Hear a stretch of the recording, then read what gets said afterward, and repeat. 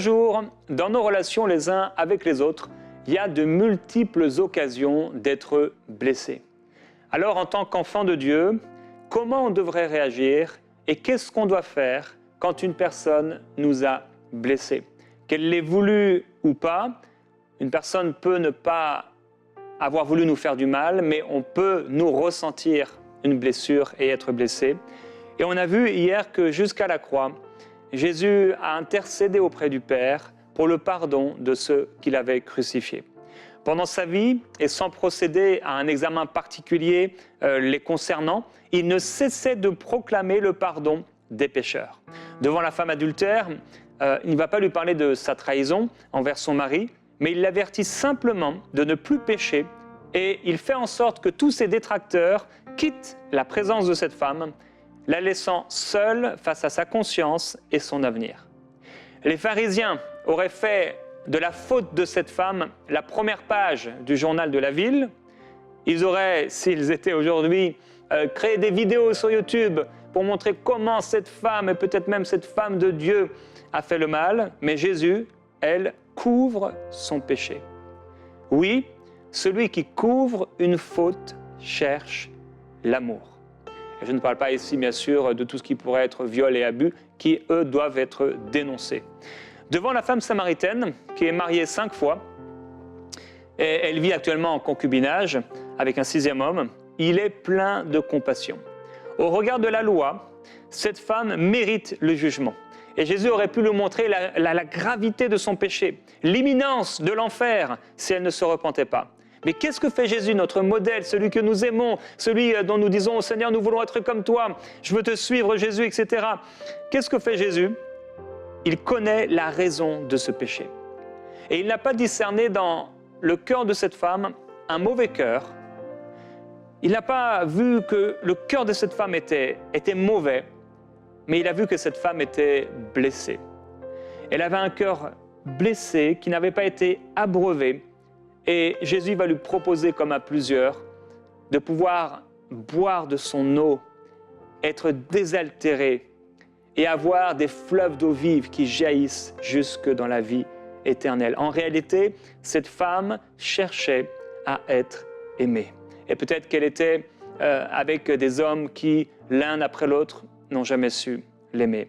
Et donc, en plus de ne pas la condamner, Jésus va répondre à son profond besoin, à son problème de cœur, lui annonçant cette eau vive. Alors il y a dans le monde et dans l'Église beaucoup de cœurs qui sont meurtris. Et les raisons de ces blessures sont diverses, il n'est pas toujours facile de pardonner, on le sait. Mais pourtant, le Saint-Esprit témoigne à notre esprit que nous devons le faire. Alors soit on va ouvrir notre cœur et obéir et s'humilier, et se repentir ou pardonner, ou soit on va fermer notre cœur. Et la colère va toujours nous pousser à conserver nos blessures et à prendre des décisions sur la blessure. Et blessés, rappelant les fautes que Dieu nous a déjà pardonnées, on refuse alors d'agir comme Dieu et on fait à ce moment-là de mauvais choix. L'amour, au contraire, nous pousse à ne pas tenir compte des fautes commises à notre égard et à choisir le bien. Alors, qu'est-ce qu'on devrait faire quand une personne nous a blessés? Le Saint-Esprit nous donne la recette, il dit « Pardonnez-vous réciproquement comme Dieu vous a pardonné en Christ. » Alors oui, il faut pardonner, mais il faut également guérir. Le pardon est un commandement de Dieu, ce n'est pas une proposition, mais un commandement. Et on se prive d'une relation bénie avec Dieu si on refuse de pardonner. Plusieurs personnes, vous m'écoutez, et parce que vous refusez de pardonner, vous n'êtes pas en train de jouir de la communion et de l'intimité que Dieu avait en réserve pour vous et qui se manifeste dans bien des choses dans votre vie, dans bien des départements de votre vie. Mais le fleuve qui coule de la croix est un fleuve d'amour, de pardon et de guérison. L'épouse qui a été trahie, qui a quitté la maison, elle s'en est allée parce qu'elle avait le cœur brisé. Et les accusations qu'elle peut porter ne sont qu'un vêtement à ses blessures. Sa douleur s'est transformée en blessure, ses blessures en accusations, ses accusations en colère, et si elle ne pardonne pas, cette colère se transformera en haine. Mais Jésus dit seulement, va et ne pêche plus.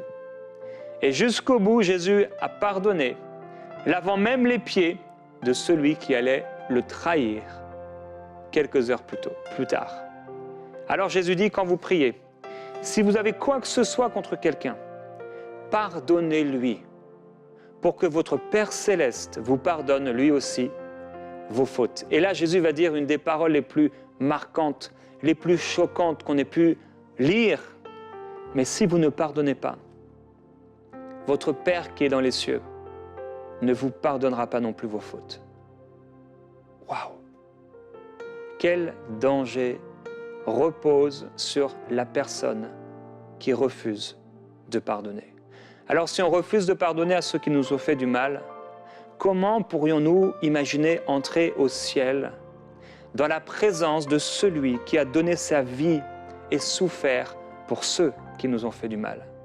Et je prie aujourd'hui que vous puissiez être guéris profondément dans votre cœur des blessures, de la trahison, des blessures de ce que les gens, de la critique ou de ce que les gens ont pu vous faire ou dire de vous, et pardonnez à celui ou à ceux qui vous ont fait du mal. Et je prie que s'il n'est pas trop tard, vous puissiez trouver avec cette personne un terrain de réconciliation et que Dieu amène cette communion, cette relation que vous aviez auparavant, restaurer, changer, vivre la guérison, la consolation que seul Dieu peut vous donner. Alors on peut se poser la question réellement, est-ce que je suis blessé? Je vous pose la question, posez-vous cette question pour vous-même. Êtes-vous blessé? Est-ce que quelqu'un vous a blessé?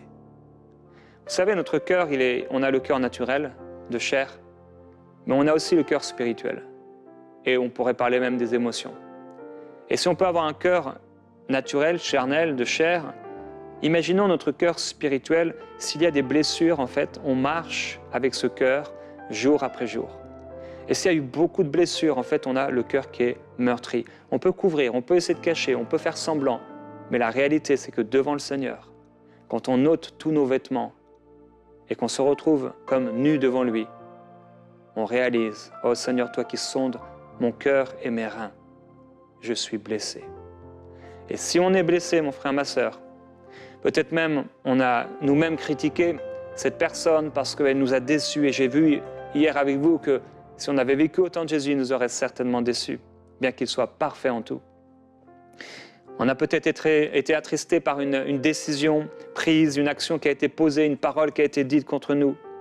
Et si c'est le cas aujourd'hui, est-ce qu'on est prêt à agir comme notre Maître et celui que nous appelons notre Seigneur? Jésus dit, « Vous m'appelez Maître et Seigneur, et vous faites bien. Mais si donc moi je suis le Seigneur et le Maître, si je suis votre Seigneur et votre Maître, je vous ai lavé les pieds, vous devez vous aussi vous laver les pieds les uns des autres. » Et il dit, « Je viens de vous donner un exemple pour qu'à votre tour, vous agissiez comme j'ai agi envers vous. » Est-ce que le Seigneur est en train de nous encourager régulièrement, quand on se voit, à se laver les pieds physiques? Ou est-ce qu'il y avait quelque chose de beaucoup plus profond, même si on peut vivre des choses dans ce symbolisme et dans cette humilité, mais il y avait quelque chose de plus profond. C'était un symbole, un exemple. Et Jésus dit, si vous savez ces choses, vous êtes heureux pourvu que vous les mettiez en pratique. Appeler Jésus Maître et Seigneur, c'est facile. Maintenant, vivre la Seigneurie de Christ dans notre vie, ça demande vraiment un effort. Et si vous voulez être guéri aujourd'hui parce que vous êtes blessé à l'intérieur, nous devons absolument mettre la parole de Dieu en pratique, en pardonnant celui qui vous a blessé. Et vous n'avez pas besoin de ressentir quelque chose de particulier, un sentiment qui vous pousserait ou une émotion à ce sujet. Mais c'est une décision. Vous avez simplement besoin de prendre une décision et de vous présenter maintenant devant le Seigneur et de lui dire combien vous avez eu mal, parce que oui, vous pouvez le dire. Et David n'était pas complexé de pouvoir dire tout ce qu'il y avait en lui. Et parfois, c'était « waouh », Mais quelle intimité, quelle communion, quelle franchise! Et n'ayez pas peur, mon frère, ma sœur, n'aie pas peur d'être franc et honnête avec Dieu, parce que Dieu, de toute façon, connaît ton cœur plus que toi-même. Et c'est pour ça, frères et sœurs, si on a été blessés, ne marchons pas comme ça, ne marchons plus pendant des semaines et des mois avec ces blessures, sans en parler, en gardant tout, en étouffant tout à l'intérieur. Mais dans la prière, disons au Seigneur, Seigneur, cette personne m'a blessé, elle m'a fait du mal, et je ne veux plus marcher avec ça. Je veux relâcher le pardon. Je veux libérer cette personne dans mon cœur et être libéré et guéri moi aussi, au nom de Jésus. Dites-lui que vous prenez la décision de pardonner. Et je vous assure, si vous êtes sincère, je suis convaincu que la guérison va germer promptement. Ne restez pas blessés. Alors comme nous, les gens font des erreurs, et comme nous également, eh bien, les gens changent. Mais quand on est blessé, on n'entrevoit pas le changement chez les gens. Et si nous, on change parce qu'on n'est plus les mêmes qu'on était il y a 5 ans ou il y a 10 ans, eh bien, certainement, ces gens ont changé. Ce n'est pas le cas pour tous, mais il est possible que ces gens aient changé. Et alors, ce manque de confiance envers la possibilité de changement envers ces personnes vient du manque de prière à leur égard, à l'égard de ceux qui nous ont blessés. Et donc, puisqu'on ne prie jamais de façon positive pour cette personne, comment on pourrait imaginer que cette personne ait fait des progrès dans sa marche avec le Seigneur, même si elle ne connaît pas Dieu, son avancement? Alors on n'attend aucune progression de sa part. Alors qu'est-ce qu'il faut faire? Prier. Mon frère, ma sœur, prie pour celui qui t'a fait du mal. Et vous savez, certaines prières sont proches de la sorcellerie. Au lieu de prier avec amour pour quelqu'un, certaines personnes le maudissent, parlent de ses erreurs, de ses exagérations, de ses problèmes, de son mauvais comportement, et ça n'a rien à voir avec la prière. Et Dieu ne pourrait les agréer, car ce type de prière n'est pas fondé sur l'amour et la miséricorde. Mon frère, ma sœur, Dieu n'entend pas quelque part les prières qui sont fondées sur la colère et sur la haine. On peut avoir de la colère et s'adresser à Dieu et Dieu nous entend, mais il faut le faire dans un désir d'amour, un désir d'humilité, de repentance et de restauration. Le jugement et les accusations ne sont pas les bienvenus dans la prière. C'est pourquoi lorsque nous prions, on ne doit pas diriger nos yeux vers les fautes de l'autre, mais vers la bénédiction que le Seigneur veut lui accorder. Quand il est parlé des charbons ardents que tu amasses sur la tête de ton ennemi, ce n'est pas des charbons pour que Dieu pulvérise cet ennemi, mais c'est pour que le feu de Dieu puisse purifier la vie de cette personne et qu'elle puisse se repentir et être sauvée. Parce que le Seigneur dit, mais si vous aimez seulement ceux qui vous aiment, quelle récompense méritez-vous? Vous êtes comme les païens qui aiment seulement ceux qui les aiment. Mes frères, mes sœurs, aujourd'hui, je suis en train de vous parler pendant cette semaine d'une marche dans l'amour, qui est une marche surnaturelle. Un amour surnaturel. Et que je prie, mon frère, ma sœur, que tu puisses expérimenter. Chaque jour maintenant, depuis longtemps, vous savez, plus de 1000 émissions qu'on a passées ensemble. Mais si aujourd'hui on pouvait comprendre cette semaine que Dieu veut nous faire marcher dans un amour surnaturel, qui nous permet de ne plus jamais garder de rancune, de colère, d'amertume. On pourra encore être blessé, certes, mais on refusera de marcher avec cette blessure. Et on pardonnera à ceux qui nous ont fait du mal. Faisons extrêmement attention à ce qui touche notre cœur.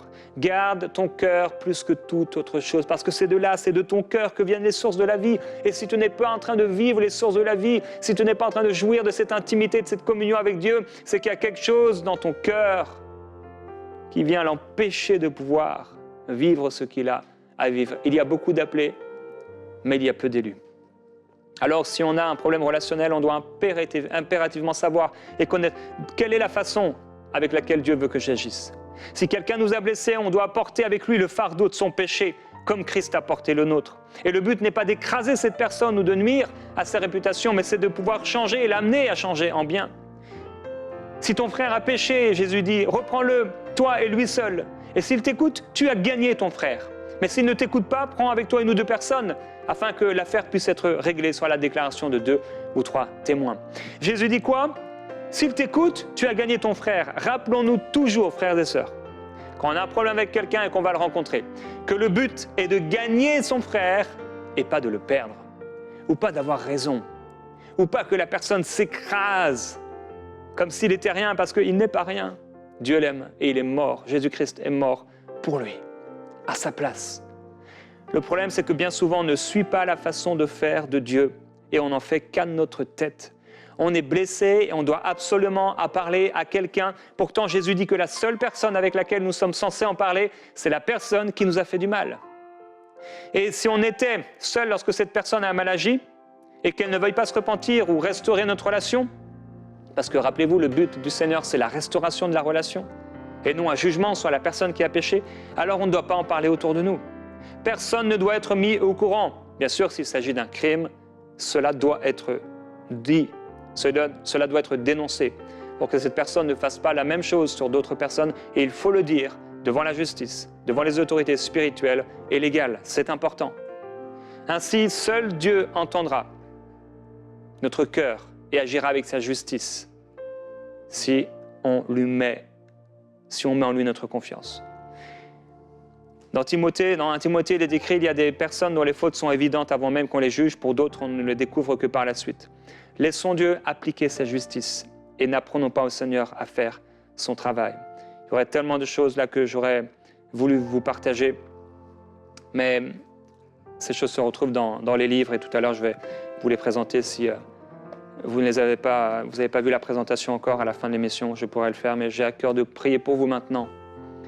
Et comme je l'ai fait hier, je prie que Dieu nous amène dans une dimension d'amour complètement nouvelle. J'ai eu cette grâce déjà de garder mon cœur par la grâce de Dieu. Oui, c'est une grâce dès ma jeunesse. Et j'ai raconté déjà, entre autres, cette famille qui m'avait fait du mal et qui disait du mal de moi. Et par la grâce de Dieu, je ne sais pas comment, c'est pas par ma faute, par mes propres forces ou autres, mais je ne réussissais pas à leur en vouloir. Et une femme m'a crié un jour, elle dit « Je ne te pardonnerai jamais !» Et je n'arrivais pas à lui en vouloir. Et il y a eu des situations, et je ne réussis pas, jusqu'ici, à en vouloir aux gens. Je ne réussis pas à leur vouloir du mal. Je ne réussis pas à avoir de la colère. Et je prie déjà que Dieu m'amène plus loin et par sa grâce, il m'a baptisé dans son amour, mais je prie qu'il y ait un baptême d'amour qui te soit partagé, mon frère, ma sœur, parce que c'est à quoi qu'on reconnaîtra qu'on est enfant de Dieu, qu'on est ses disciples. C'est à cause de l'amour qu'on a, oui, les uns pour les autres, mais également pour notre prochain. Et si aujourd'hui ton cœur a été blessé, je vous ai posé la question tout à l'heure, posez-vous la question, est-ce que vous êtes blessé? Si la réponse est oui, on a le droit d'être blessé. Je veux dire, si quelqu'un vient ici, entre maintenant dans cette pièce où je suis et me donne un coup de couteau, je vais être blessé. On peut être blessé. Maintenant, c'est qu'est-ce qu'on va faire avec ça? Est-ce qu'on va rester avec cette blessure? Ou est-ce qu'on va permettre à Dieu de guérir cette blessure? Et est-ce qu'on va pardonner la personne qui nous a fait du mal? Quand j'étais petit, un jour j'étais avec mes voisins et on était allés comme construire une cabane. Et ce garçon avait un couteau militaire de son père qui venait d'affûter. Et je ne sais pas pourquoi il a fait ça, mais comme pour voir mes réflexes, et apparemment mes réflexes n'étaient pas assez grands, puisqu'il m'a donné un coup de couteau sur la main, à peu près grand comme ça. Et j'avais entendu que ce père-là, le père de cet enfant, frappait cet enfant. Et alors j'ai refusé de dire que cet enfant, que c'est lui qui m'avait fait ça. Pendant quelques jours, je ne voulais pas dire. Et je n'ai pas réussi à en vouloir à ce garçon. Et il y a plusieurs d'entre vous, frères et sœurs, c'est juste des petites illustrations, mais tout de suite, vous êtes blessés. Et ça montre qu'il y a quelque chose dans le cœur, une douleur. Et je prie, mon frère, ma sœur, qu'il y ait une profonde guérison dans ton cœur. Plusieurs d'entre vous, vous avez vécu l'abus, le viol, et c'est terrible. Vous avez été une victime, vous n'avez pas voulu. Vous êtes une victime. et vous avez essayé de protéger votre cœur et protéger votre vie. Et quand on vous fait du mal, tout de suite, ça vient parce que votre cœur est meurtri. Mais je vous encourage, s'il vous plaît, pardonnez. Pardonnez. Et quelle que soit la souffrance, les blessures qui sont les vôtres, j'aimerais que vous puissiez prier après moi et dire à haute voix, même si c'est dur. Je vous rappelle, pas besoin de sentir une émotion, juste obéir au Seigneur. Vous pouvez dire après moi, Dieu, je viens vers toi aujourd'hui et je reconnais que je suis blessé. Je ne veux pas marcher avec ces blessures. Je veux garder mon cœur plus que tout. Et aujourd'hui, je relâche les personnes qui m'ont fait du mal. Seigneur Jésus-Christ, je refuse de garder l'offense, d'être amer et en colère. Et je relâche tout sentiment négatif de mon cœur au nom de Jésus-Christ. Dites-le avec autorité. Au nom de Jésus, l'amertume ne fait plus partie de ma vie. La colère et la haine ne font plus partie de ma vie. Les blessures sont guéries maintenant. Je renonce à l'animosité. Je renonce au fait d'être blessé facilement. Au nom de Jésus, je viens à toi, Seigneur, et je te demande pardon d'avoir gardé en moi des sentiments qui ne sont pas dignes de quelqu'un à qui tu as fait grâce. Je fais grâce aujourd'hui à ceux qui m'ont blessé. Je pardonne ceux qui ont été durs envers moi, ceux qui m'ont maltraité, ceux qui m'ont abusé, ceux qui ont été injustes envers moi, ceux qui m'ont fait souffrir. Père, je te présente mon cœur aujourd'hui. Je te le donne une nouvelle fois. Je te le donne. Je me présente à toi. Voici mon cœur, Seigneur. Et voici mes blessures. Je t'en prie, Saint-Esprit, fleuve de vie, coule en moi, coule sur moi et guéris mon cœur. Je crois que tu guéris mes blessures, tu guéris mes souffrances et tu me libères. Et au nom de Jésus-Christ, je déclare ma liberté, ma délivrance. Au nom de Jésus-Christ, je marcherai maintenant le cœur pur, libre. Je suis soulagé de toutes ces souffrances, de tout sentiment négatif, et je marcherai la tête haute. Je serai toujours en haut à partir d'aujourd'hui et jamais en bas. Je serai la tête et je refuse d'être la queue. Au nom de Jésus-Christ, je suis plus que vainqueur par celui qui m'a aimé et qui s'est donné par amour pour moi, sans rien retenir. Amen. Père, je prie pour ces frères et sœurs qui ont choisi le chemin du pardon et de la réconciliation, de la restauration et de la guérison. Merci pour la guérison qui germe promptement dans leur cœur. Et je prie pour ceux qui étaient malades, ceux qui n'arrivaient pas à dormir sans réaliser pourquoi, ceux qui étaient oppressés, opprimés à cause de cela. Au nom de Jésus-Christ, soyez guéris par la puissance du Seigneur et l'amour du Père. Soyez guéris maintenant. Au nom de Jésus, j'ordonne à tout esprit impur, à toute maladie, de quitter votre corps, de quitter votre vie maintenant. Au nom du Seigneur, soyez guéris, soyez libérés. Au nom de Jésus-Christ qui vous aime d'un amour profond, d'un amour pur. Je prie que vous puissiez recevoir une révélation de l'amour du Seigneur pour vous, au point d'en être complètement imbibé. Merci Seigneur Jésus-Christ. Gloire à Dieu. Je vous encourage maintenant, avant de se quitter, à découvrir ces 3 nouveaux livres, en tout cas ces 2 nouveaux livres et le coffret qui comprend les 3 livres qui va vous encourager à marcher dans son amour.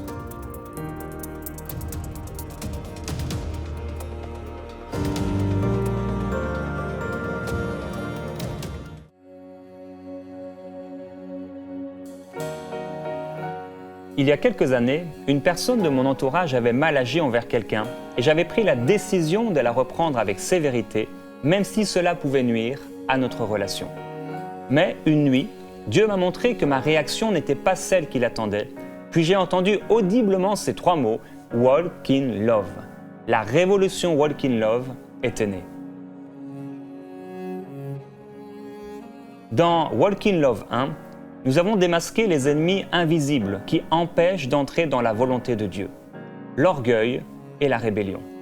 J'ai alors partagé avec vous quel était le meilleur ami de notre destinée et comment entrer dans ce que j'ai appelé la révolution Walk in Love, une révolution qui nous introduit sans détour et avec succès au cœur de notre appel. Les 2 nouveaux livres, Walk in Love 2 et Walk in Love 3, ont pour but de fortifier le cœur des leaders spirituels et de toutes les personnes qui sont appelées à aider les autres. Nous avons tous aidé un jour un ami, une sœur, un frère, et avons parfois fait face à des défis relationnels. Pourtant, nous oublions parfois qu'à l'image de Jésus, nous serons un jour incompris et rejetés, et que les relations fraternelles peuvent engendrer dans le cœur de celui qui veut aider les autres des souffrances cachées et des blessures profondes. À travers Walk in Love 2, je vous montrerai comment réagir aux injustices, éviter les erreurs courantes du ministère et persévérer dans l'amour. Je partagerai 9 erreurs commises par les pasteurs qui poussent les croyants à chuter. Ce livre sera pour tous un encouragement à s'appuyer sur Dieu avec fermeté au sein de l'adversité.